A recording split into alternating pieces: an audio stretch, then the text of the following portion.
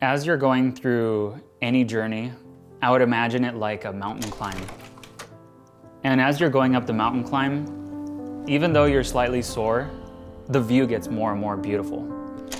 And so you start getting quicker and quicker and quicker, and it builds up. But in this story, there was a cliff. And the cliff was losing Mitzi.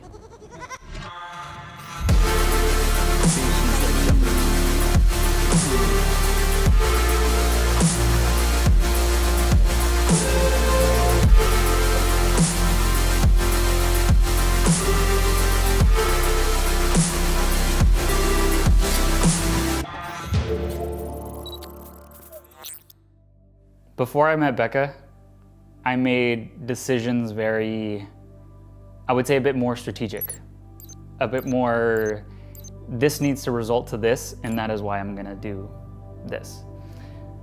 But after meeting Becca, I made a little more sporadic decisions.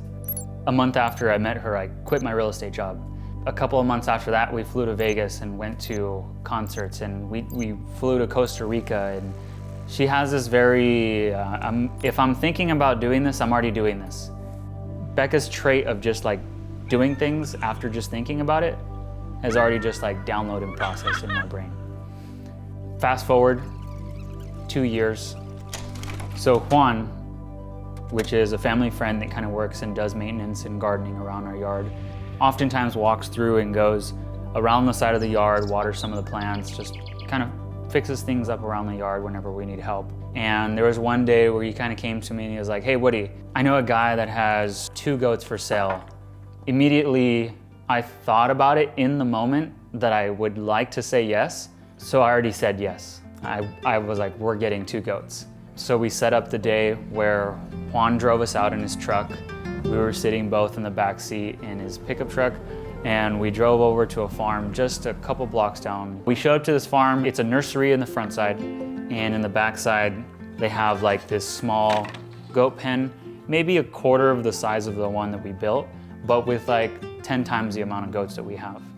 And then in the back, you saw 2 little goats, and those were now what we know to be Mitzi and Manchita. We named Manchita because she has a little spot on her side, and Manchita in Spanish is like a mark or a spot or a marking. And then we named Mitzi because she looked so joyful, and it was like almost like a mist, like a happiness jumping around. And so when we drove back, Becca was sitting in the back seat, I was sitting in the front seat, and I had a moment where I looked back, and it was almost like music was going on in the background, and it was like, we're doing this. And then like the music kind of slowed down, and it was like, oh shit, we're doing this. And then it kind of ramped back up, and it was like, dang, we're doing this. And it was kind of like all of those other experiences that I've had with Becca, that it's just been like, if I'm thinking it, I'm already doing it. Like, it's already happening. It was one of the craziest feelings ever to like drive home with goats. We didn't have anything in our front yard, so it was like, we just put 4 little like pieces of fences together and called it their home for the moment because they were so young. We just kind of had to like figure things out right away. We started doing researching, we started Googling. They were still too young like to leave their mother. They left their mother at 2 weeks of age, and they should have left at 2 months of age, which is a huge difference. And it was extremely detrimental to their lives. And looking back, that should have never happened. They should have stayed with their mothers. Mitzi, she kind of started to eat less. She started to get slower. She was less responsive. It started to get a little worrisome seeing her like interact with the other goat. We ended up researching a goat vet, and we found like the best one, top dollar in Temecula. And we pretty much just said like, we'll pay for whatever it is. We just want to make sure she's okay. When we brought her to the vet, you can tell that same panic that we had was in both of the vets that were operating on her. She immediately got fluids pumped into her. They immediately gave her vitamins and minerals and different things. You can tell that they were worried about it, but they presented to us as the goat's gonna be all right. And I feel like Becca and I kind of knew what was going on. Since we went home and we felt like maybe everything's gonna be all right. But the next day when I woke up, I walked over to their area and Manchita was up, the same curious personality, and Mitzi was laying there and she passed away that morning. I think both Rebecca and I took her death very personally, and it really hit us like emotionally. Because when we got the goats, something happens in you internally that activates like a mother or a father in you to come out. And so knowing that she passed away, it almost felt like we failed her as parents. And it was really hard to like internalize and to process that information.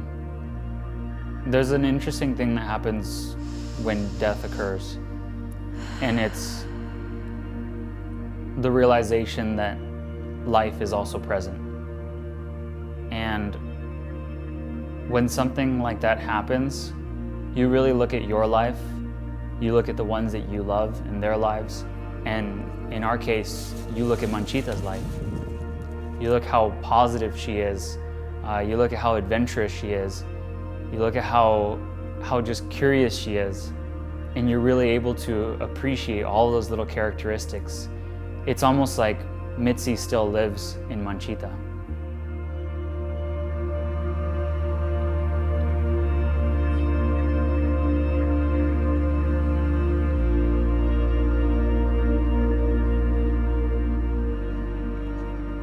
We have 3 goats, Manchita, Petunia, and Zoe. But Petunia and Zoe are super skittish because they were not bottle fed when they were younger. So Rebecca and I are looking for bottle fed babies that could be as connected and attached as Manchita is.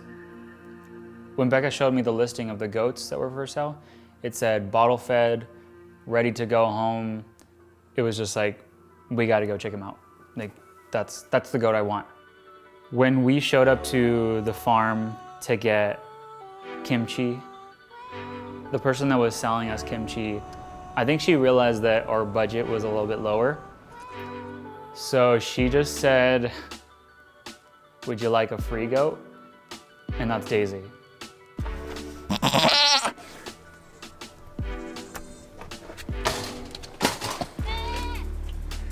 We just got this free goat.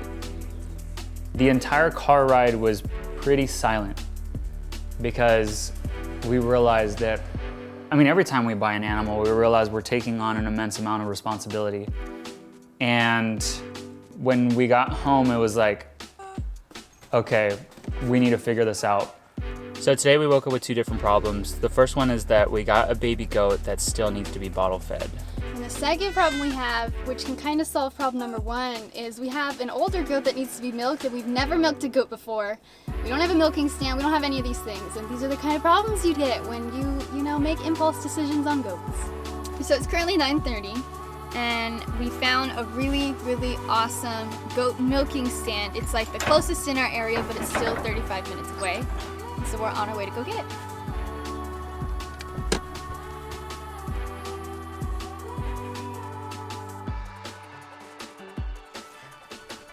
This is crazy.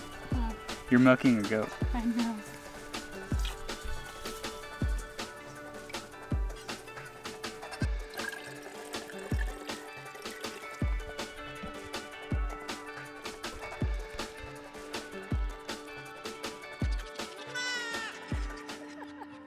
I don't regret anything that we did, but I know moving forward, there's a lot of things that we're doing now that are preventing from any of that stuff happening.